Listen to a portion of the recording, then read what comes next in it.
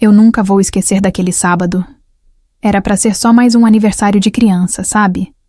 Minha sobrinha ia fazer 7 anos e minha irmã tinha organizado uma festinha simples em casa mesmo, com bolo de chocolate, brigadeiro, aqueles copinhos de gelatina colorida e suco de caixinha. Eu fui com a minha filha, a Lily, que estava super animada porque adora a prima. O Mark, meu marido, tinha dito que ia chegar mais tarde. Ele estava resolvendo umas coisas, foi o que ele falou. E eu nem desconfiei de nada. O dia estava bonito, céu limpo, aquele calor meio abafado, típico de final de primavera. A gente chegou por volta de 1 da tarde. Lily correu direto para o quintal com as outras crianças, e eu fui ajudar minha irmã a terminar de arrumar a mesa. Ela estava meio estressada porque o refrigerante tinha vazado dentro do porta-malas e molhado os guardanapos decorados. Coisa boba, mas ela estava bufando. Nada pode ser simples, né? Ela disse rindo de nervoso. Relaxa, ninguém liga para guardanapo, respondi, tentando acalmar. Aquela cena parecia tão normal. E talvez seja isso que mais me machuca agora. Como a vida pode virar de cabeça para baixo num segundo, sem aviso. A festa estava cheia. Meus pais estavam lá, os sobrinhos, primos distantes, até vizinho apareceu. Eu lembro que, por volta das 3 da tarde, eu estava sentada no sofá com uma fatia de bolo no prato, tentando convencer a Lily a comer alguma coisa salgada antes de atacar o segundo brigadeiro. Foi quando o meu celular tocou. Era o Mark. Achei estranho porque ele normalmente manda mensagem. Eu atendi com um "Oi, amor", esperando ouvir uma desculpa sobre o atraso. Mas a voz do outro lado me paralisou. "Onde você tá agora?" Ele perguntou direto, sem nem dizer oi. "Tô na casa da minha irmã, ué. A festa da Sofia." "Você não ia vir?" Falei, olhando pro relógio. A pausa que ele fez depois da minha resposta foi de 1 segundo. 2, no máximo. Mas parecia que o tempo tinha parado. "Escuta, pega a Lily e sai daí. Agora. Vai embora. Não pergunta, só vai." O coração disparou na hora. Eu gelei. "Como assim, Mark? O que tá acontecendo?" "Pega a Lily e sai daí. Agora." Nunca ouvi aquele tom na voz dele. Nunca. Nem em briga. Nem quando a gente quase se separou depois que a Lily nasceu. Era um desespero que parecia vindo de um lugar que eu não conhecia. Eu levantei num pulo. O prato caiu no chão e se espatifou. Minha irmã olhou para mim assustada. "O que foi, Emma?" Ela perguntou, mas eu só consegui dizer: "Cadê a Lily?" Saí correndo para o quintal e comecei a gritar o nome dela. As crianças pararam de brincar. Encontrei a Lily brincando de esconde-esconde com um menino. Peguei ela no colo sem pensar. "Mamãe, o que foi?" Ela perguntou com a voz doce. "A gente tem que ir agora, meu amor. Agora. É sério." Respondi, tentando não chorar. Minha irmã veio atrás de mim na porta, ainda sem entender. "Você tá louca? O que tá acontecendo?" "Depois eu explico. Eu juro, me desculpa." Eu gritei, já abrindo a porta do carro. Coloquei a Lily na cadeirinha com as mãos tremendo tanto que mal conseguia prender o cinto. Liguei o carro e saí cantando o pneu. O celular ainda na mão, tentando ligar de novo pro Mark, mas ele não atendia.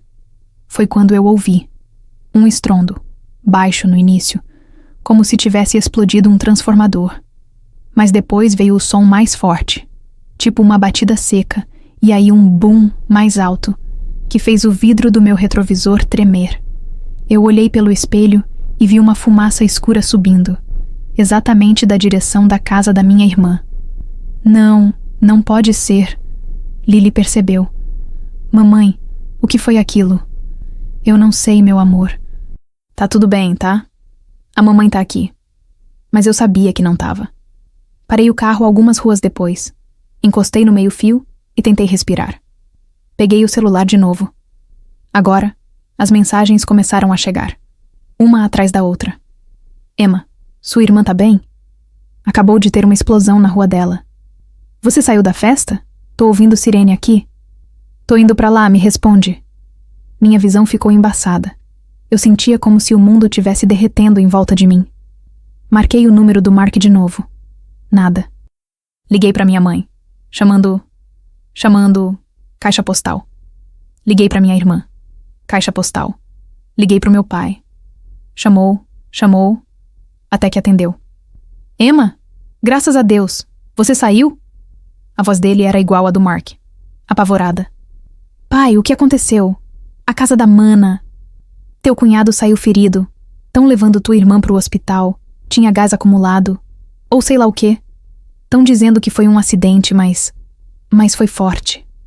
Eu comecei a chorar ali mesmo no carro. Lily me abraçou pelo ombro sem entender nada. Minutos depois, o telefone tocou de novo. Era o Mark. Você tá segura? Mark, o que tá acontecendo? Eu gritei, engolindo o choro. Ele suspirou. Escuta, eu não posso explicar agora, mas você precisa me encontrar. Não volta pra casa, nem pense em voltar. Vai pra aquele motelzinho perto da estrada 84, o Sol da Serra. Eu te encontro lá em meia hora. Traz só o essencial e desliga o celular depois disso. Mark, você tá me assustando. Fala o que tá acontecendo, pelo amor de Deus. Eles estavam atrás de mim, Emma. Silêncio. O quê? Quem são eles? Por favor, só faz o que eu tô pedindo. Agora. Ele desligou. Fiquei parada no carro por alguns segundos. Uma parte de mim queria dar meia volta, correr pro hospital, ver minha irmã. Outra parte, uma parte instintiva, dizia que eu não podia ignorar o que estava acontecendo, que aquilo era maior do que um acidente. Olhei para Lily. Ela estava abraçada ao boneco do Olaf, olhando pela janela. Liguei o carro de novo. Peguei a estrada. E foi aí que tudo realmente começou. Mas eu ainda não sabia que minha vida jamais voltaria a ser a mesma, e que o homem que eu achava que conhecia escondia um passado capaz de destruir tudo. Eu estava com as mãos tão trêmulas que precisei parar no acostamento uma segunda vez. Liguei o pisca-alerta, desliguei o carro e fiquei ali, olhando pro nada, com o coração batendo tão forte que parecia que ia sair pela garganta. A Lily dormia no banco de trás, com a cabeça caída pro lado, como se nada tivesse acontecido. E isso me deu um tipo de nó na garganta que eu nunca senti antes, porque ela não fazia ideia do que estava acontecendo, do que poderia ter acontecido. Se eu não tivesse atendido aquela ligação, se eu tivesse ignorado o tom do Mark, eu fechei os olhos por um segundo e tudo veio à tona. A fumaça subindo, os gritos, o som abafado da explosão, o bolo que ficou em cima da mesa, o presente que a Lily nem chegou a entregar para Sofia. Minha família estava lá dentro. Eu saí correndo com a minha filha nos braços e deixei todo mundo para trás. A culpa me consumia, mas o medo falava mais alto, porque no fundo, alguma coisa em mim sabia que aquilo não foi um acidente. Cheguei no tal motel uns 40 minutos depois. Sol da Serra, letreiro piscando com 2 letras queimadas. Um lugar velho, com cheiro de cigarro e mofo misturado. A moça da recepção não perguntou muita coisa. Só olhou para mim, cansada, e entregou a chave do quarto 12. Tranquei a porta por dentro, fechei as cortinas e sentei no chão, encostada na cama, com a Lily no colo. Ela ainda dormia. Eu só conseguia pensar numa coisa. Quem era o homem com quem eu me casei? Meia hora depois, o Mark apareceu. Eu ouvi o barulho do carro dele no estacionamento e corri para espiar pela fresta da cortina. Era ele, mas ele estava diferente, desarrumado, com olheiras fundas, barba mal feita, o rosto tenso. Ele parecia alguém em fuga. Abri a porta e ele entrou sem dizer nada. Trancou, abaixou todas as luzes e desligou o celular dele. Eles estão ouvindo. Tudo, ele disse. Mark, pelo amor de Deus, você vai me explicar agora o que está acontecendo. Ou eu juro que pego a Lily e vou direto para a polícia. Ele me olhou como se eu tivesse falado a pior coisa do mundo. Você não entende. A polícia pode estar envolvida. Eles estão em tudo, Emma. Em tudo. Eles quem, Mark, pelo amor de Deus? Foi quando ele sentou na beirada da cama, passou a mão no rosto e começou a falar. E o que ele me contou não parecia real. Mark trabalhou por anos com TI. Eu sabia disso, mas achava que era só coisa de escritório, sistemas, servidores, aquela coisa toda que eu nunca entendi direito. O que ele nunca me contou, e que agora cuspia como se carregasse esse peso há séculos, é que ele tinha trabalhado anos atrás para uma empresa de segurança digital, que, segundo ele, não era exatamente o que parecia. Era fachada.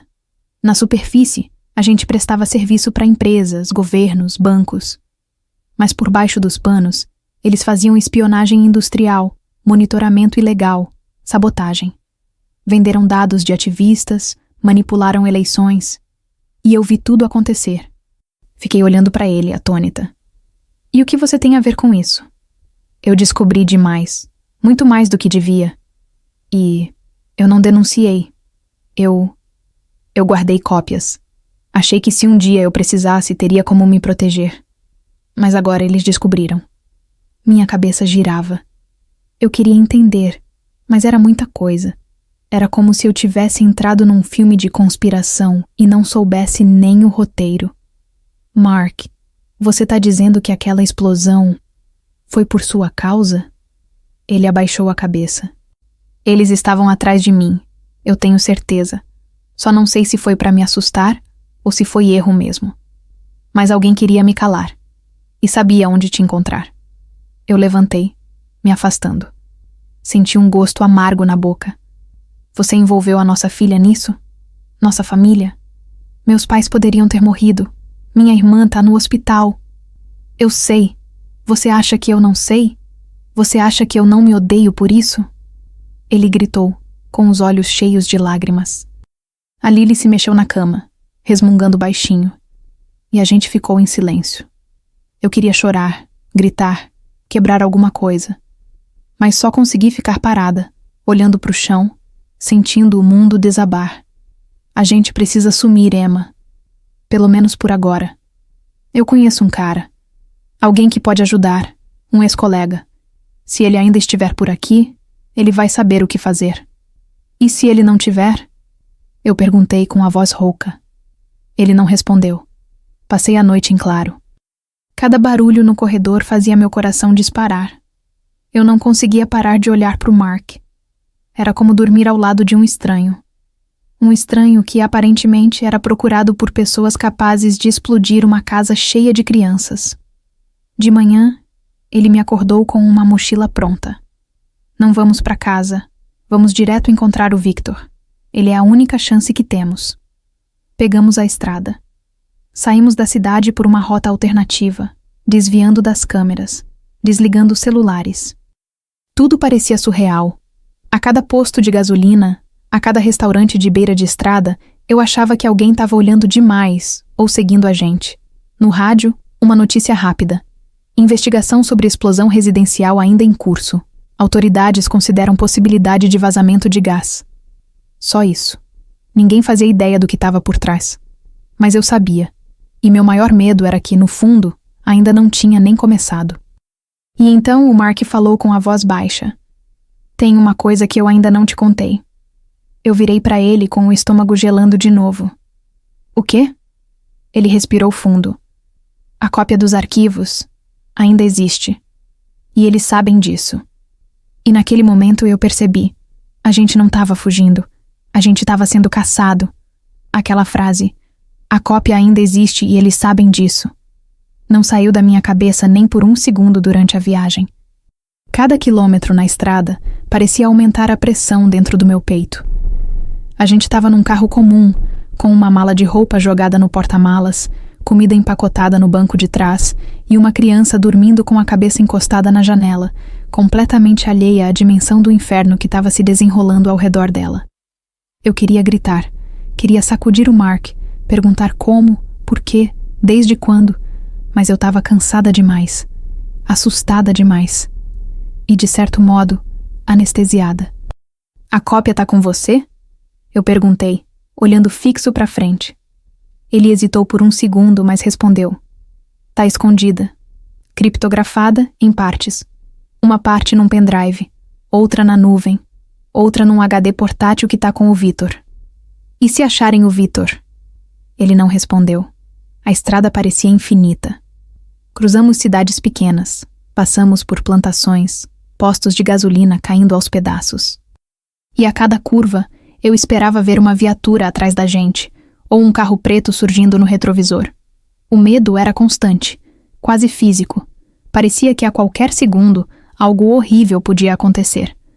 A gente só parou de noite, num motel ainda mais decadente que o anterior.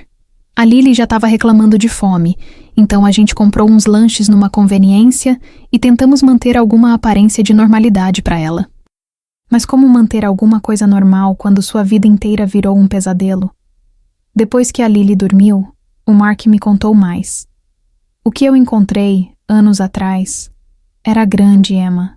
Muito grande. Empresas que se diziam do bem, vendendo dados de milhões de pessoas. Contas bancárias, registros médicos, movimentações de políticos, juízes, militares. Eu vi pagamentos feitos para silenciar jornalistas. Vi a morte de um ativista que foi maquiada como acidente de trânsito. Ele falava baixo, como se alguém estivesse ouvindo, mesmo com a TV ligada no mudo e a janela trancada com cadeira. E eu só ouvia, calada, com a sensação de que cada frase dele me puxava mais fundo para um buraco do qual eu nunca mais ia sair. E você guardou isso tudo por quê? Por orgulho? Por chantagem? Não era para chantagem, era proteção. Eu achava que se um dia algo desse errado, eu teria como me defender. Ninguém mexe com quem pode destruir tudo. Pelo menos era o que eu pensava. Mas eu fui burro. Achei que nunca iam descobrir. Ele disse que há uns 3 meses recebeu uma mensagem criptografada no e-mail antigo, o mesmo que ele usava quando trabalhava na tal empresa. A mensagem dizia apenas: "Sabemos o que você tem. Queremos negociar." Ele não respondeu, mas dias depois, nosso Wi-Fi começou a oscilar do nada. Meu notebook travava quando eu abria planilhas simples. O celular começou a fazer ligações sozinho. Pequenas coisas, mas agora tudo fazia sentido. Eles entraram na nossa casa, Emma. Virtualmente, talvez até fisicamente. Vasculharam nossa vida. E aí ele contou a pior parte. Eu encontrei uma pasta oculta num dos meus backups. Tinha fotos da Lily indo para a escola, do parquinho, do nosso carro na garagem, do seu celular. Alguém estava monitorando a gente há meses. Nesse momento eu quebrei. Fui até o banheiro, me tranquei e chorei em silêncio com a toalha na boca. Um choro seco, desesperado. Não era só medo, era raiva. Raiva de mim, por nunca ter percebido. Raiva dele, por ter escondido tudo. Raiva do mundo, por ser tão sujo. No dia seguinte, partimos cedo. O Victor, o tal contato, vivia isolado num terreno no interior, uma espécie de sítio abandonado que ele reformou sozinho. A gente dirigiu por quase 3 horas até chegar lá. Estrada de terra, sem sinal de celular, cercado por mato alto e postes tortos. Quando ele apareceu na varanda, parecia saído de outro tempo. Um homem de uns 60 anos, cabelo branco preso num rabo de cavalo, camiseta preta, olhar desconfiado. Não abraçou o Mark, só disse: "Você demorou." Entramos. O lugar cheirava a ferrugem e madeira molhada. A Lily ficou desenhando num canto, e nós fomos para um cômodo fechado nos fundos. Parecia um escritório antigo, mas cheio de equipamentos eletrônicos, cabos, servidores, monitores. Victor escaneou nossos celulares, quebrou os chips e jogou no fogo. Depois passou um detector por nossas roupas, nossos sapatos, até nas mochilas da Lily. Se eles estão rastreando vocês, precisam de mais que sorte para achar esse buraco. A reunião foi tensa. O Mark explicou tudo o que tinha acontecido, como a explosão mudou tudo. Victor escutou calado, como se já soubesse. No fim, só disse: "Você vai ter que vazar isso, Mark, para alguém confiável. Se esse material cair nas mãos certas, se for exposto publicamente, eles perdem o controle. E com sorte param de perseguir vocês." Mas não ia ser simples. As informações estavam em pedaços, e parte crucial do código de descriptografia estava num servidor offline que o Mark tinha escondido anos atrás. E para acessar isso, Ele ia precisar invadir a própria rede da empresa onde trabalhou. Sim, ele ia ter que hackear os caras que estavam tentando matar ele. A essa altura, eu já não sabia mais o que era certo, o que era errado. Só sabia que a gente precisava sair disso vivos. E que o Mark não era mais só meu marido. Ele era um alvo. E agora, eu também era. Naquela noite, dormi de novo com a Lily no colo, num colchão improvisado, com o som dos grilos lá fora e a constante sensação de que alguém podia entrar pela janela a qualquer momento. Antes de apagar, o Mark se sentou ao meu lado e disse: "Se algo acontecer comigo, você precisa fugir com ela. Tem instruções no fundo da minha carteira. Um número, um nome. Ele vai te ajudar." Eu só olhei para ele e balancei a cabeça. Eu não queria ouvir aquilo, porque no fundo eu sabia. O pior ainda estava por vir. Foi naquela manhã, sentados em volta de uma mesa velha de madeira com cheiro de mofo e café requentado, que o Victor disse a frase que selou tudo. Ou vocês expõem isso agora, ou vão passar o resto da vida fugindo. Eu nem consegui tomar o café. Minhas mãos estavam frias, meu estômago embrulhado, a cabeça latejando. A Lily brincava do lado de fora com umas pedrinhas e galhos, como se estivesse num acampamento divertido. E talvez fosse melhor assim. Ela ainda não entendia que a gente estava tentando sobreviver. O Mark abriu o notebook, que tinha sido completamente zerado e remontado pelo Victor, e começou a digitar rápido. Uma tela preta, cheia de códigos e linhas verdes piscando. Tudo parecia coisa de filme, mas era real. Tão real que doía. Essa parte do código está armazenada num servidor interno da Delphion. Se eu tentar acessar pela internet comum, eles vão me rastrear em segundos. Ele explicou. Então o que a gente vai fazer? Perguntei, tentando não deixar a voz tremer. O Victor apontou um mapa aberto na mesa. A gente vai precisar chegar mais perto. Tem uma estação deles em Valência, a umas 3 horas daqui. Um nó de rede interno. Se o Mark entrar direto por lá, com os dados certos, ele pode concluir o upload antes que eles percebam. Eu engasguei. Você tá dizendo que a gente vai até lá? Pessoalmente? Não todos.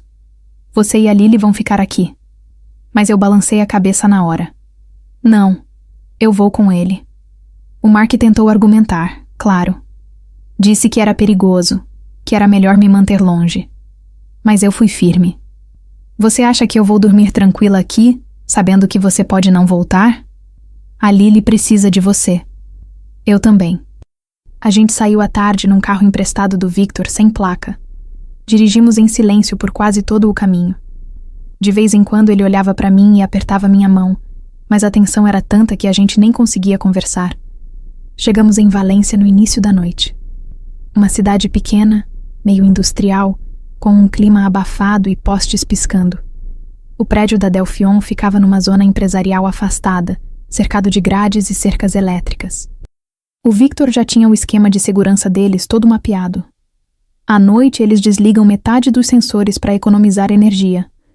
E o portão dos fundos não tem câmera desde o último temporal. Ninguém arrumou. A gente se escondeu num galpão abandonado a 2 quadras dali e esperou o horário. Mark ficou testando o sistema dele sem parar. Tava suando, tremendo. Parecia prestes a explodir de nervoso. E se der errado?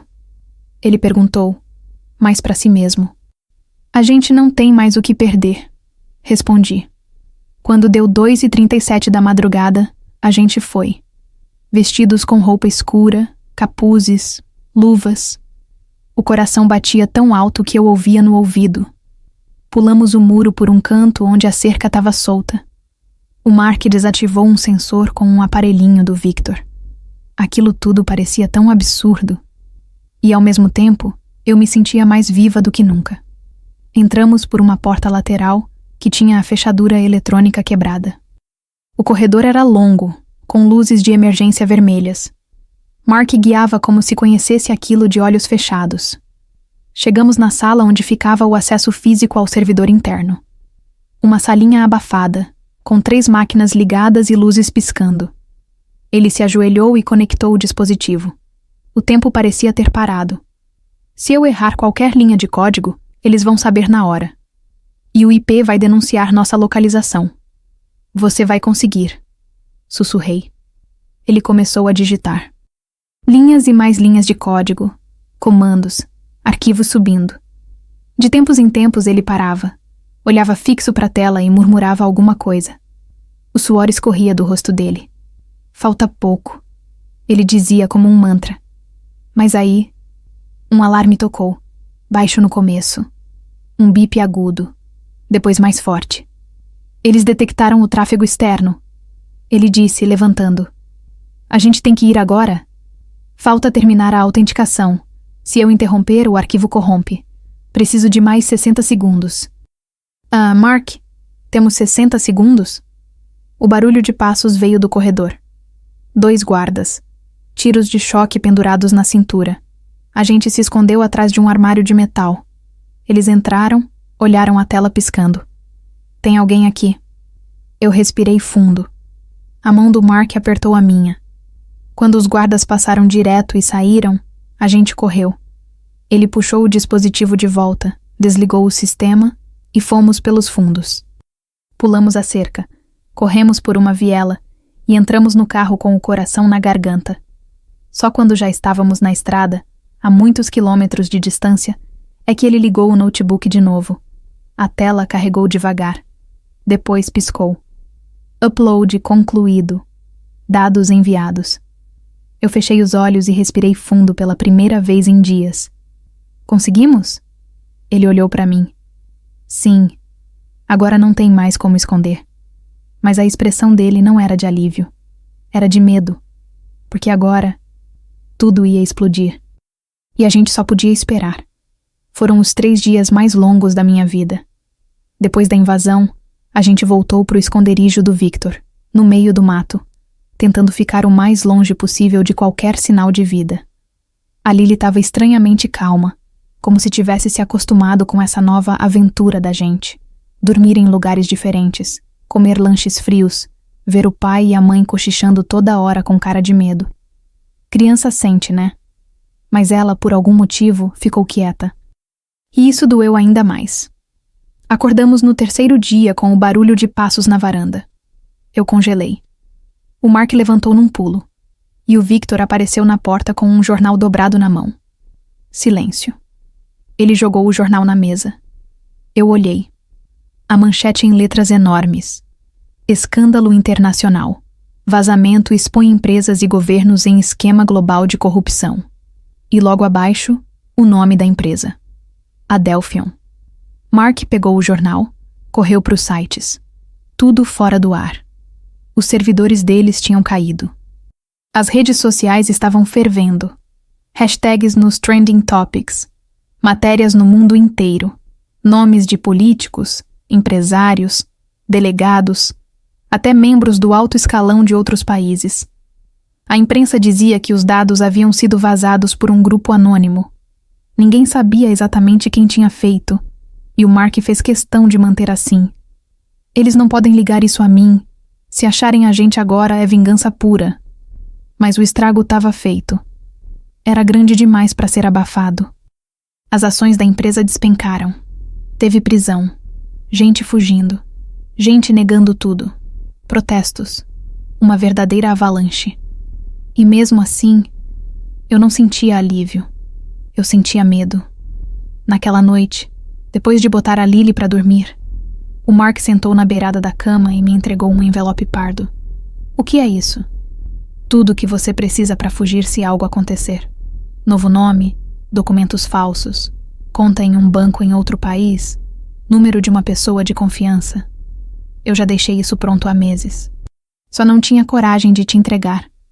Você acha que ainda vão vir atrás da gente? Ele respirou fundo. Eles perderam o controle, mas não o orgulho. Aquela frase ficou na minha cabeça. Nos dias seguintes, Victor monitorava tudo pela Deep Web, por fóruns obscuros. A reação estava dividida. Muita gente aplaudindo. Mas também tinha gente perigosa, ameaças veladas. Um dos envolvidos no escândalo tinha sido encontrado morto. Suicídio, diziam. Claro. E então, uma manhã, ele desapareceu. O Mark. Saiu dizendo que ia pegar algo no galpão do Victor. Nunca mais voltou. Esperei. 2 horas, 4. Liguei o rádio. Nada. Tentei chamar o Victor, mas ele também não estava por perto. Saí para procurar, já com o coração despedaçado. Encontrei só um bilhete na mesa, escrito à mão. Você está livre agora. A Lily também. Era isso que eu precisava fazer. Não tente me encontrar. Eu amo vocês. Simples assim. Senti o chão sumir. Chorei em silêncio, sentada no chão da cozinha, com o bilhete na mão e o peito oco. Ele foi embora. Para nos proteger, talvez. Ou porque sabia que não ia ter paz nunca. Não sei. Nunca soube, na verdade. Tudo que restou foi o silêncio dele. Voltei para a casa dos meus pais 1 mês depois, quando tudo tinha acalmado. A minha irmã saiu do hospital, se recuperou, mas nunca mais olhou para mim do mesmo jeito. Acho que ela culpa o Mark. Talvez me culpe também. Mudei de cidade com a Lily. Comecei uma vida nova com um nome quase igual, mas sem história. Ela cresceu achando que o pai viaja muito a trabalho. Nunca tive coragem de contar tudo. Durante um tempo, recebi cartas sem remetente. 1 a cada 6 meses. Uma flor seca dentro, ou um desenho que a Lily tinha feito anos antes. Coisas assim. Nunca uma palavra. Só a confirmação de que ele estava vivo. Que olhava por nós. A última carta chegou 2 anos atrás. Depois disso, nada. Acho que ele sumiu de vez. Hoje, sentada nessa casa pequena perto do mar, escrevendo tudo isso, ainda sinto que algo dentro de mim não se curou. Mas também sei que o que ele fez salvou a nossa vida. Salvou a vida de milhares, talvez. Ele se sacrificou. Carregou o peso. E eu sigo. Um dia de cada vez. Criando a Lily com tudo que me sobrou de força. Contando versões suaves da verdade. Me escondendo em sorrisos. Esperando às vezes que ele entre pela porta. Mesmo sabendo que talvez nunca entre. Porque no fundo, algumas histórias não têm final feliz. Mas têm propósito. E o nosso foi sobreviver.